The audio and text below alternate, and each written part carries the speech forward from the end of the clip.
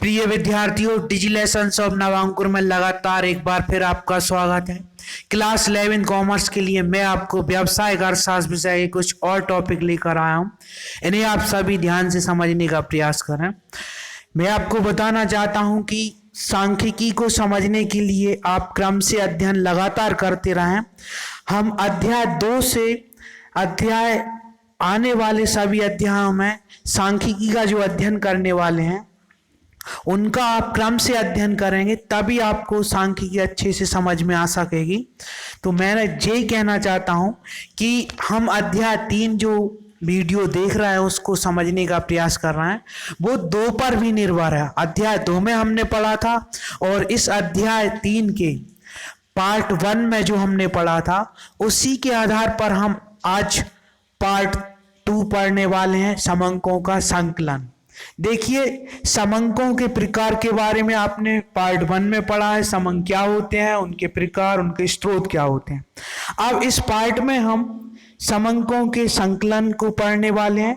तो देखिए, समंकों के संकलन की जो रीतियां हैं, कौन कौन सी रीतियों से या विधियों से समंकों के आंकड़ों को एकत्रित किया जाता है, इस वीडियो में हम उन पर चर्चा करने जा रहे हैं। देखिए, समंकों के संकलन की 5 रीतियां यहां पर बताई गई हैं। 5 रीतियों पर हम चर्चा करने वाले हैं। पहली विधि है या रीति है प्रत्यक्ष व्यक्तिगत अनुसंधान रीति। देखिए, इसको हम अपनी भाषा में समझें कि अनुसंधानकर्ता जब किसी अनुसंधान से संबंधित समंकों को एकत्रित करने के लिए स्वयं व्यक्तियों के पास जाकर व्यक्तिगत संपर्क के द्वारा जो समंक के आंकड़े पे एकत्रित करता है उसे हम प्रत्यक्ष व्यक्तिगत अनुसंधान विधि कहते हैं।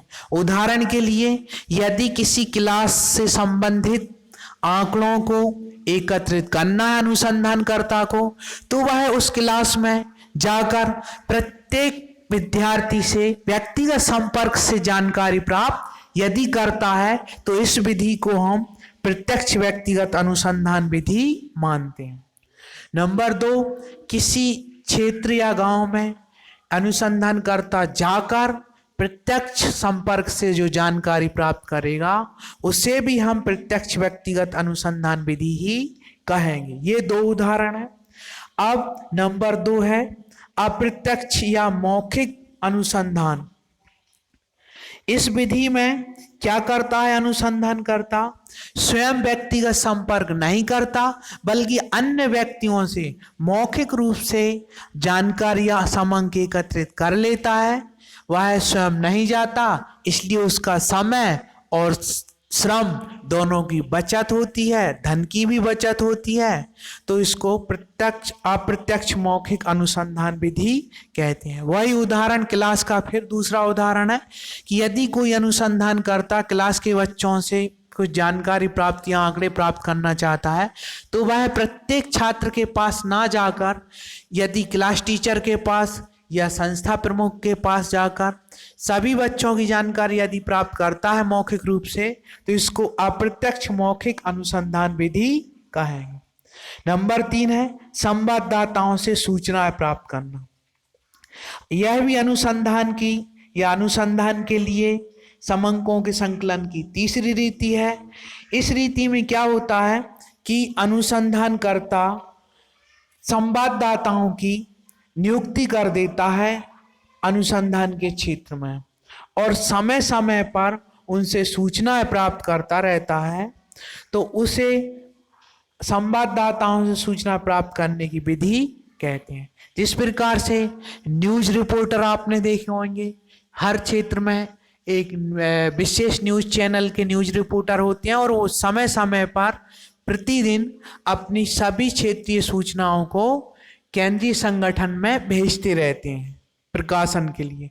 तो इसी प्रकार से संवाददाता जो है अनुसंधान के क्षेत्र में सूचनाओं को लगातार अपने मुख्य अनुसंधानकर्ता के पास भेजते रहते हैं। नंबर 4 है प्रश्नावली विधि। समंकों को अर्थात प्राथमिक समंकों के संकलन की यह 4थी विधि है। यह महत्वपूर्ण विधि है।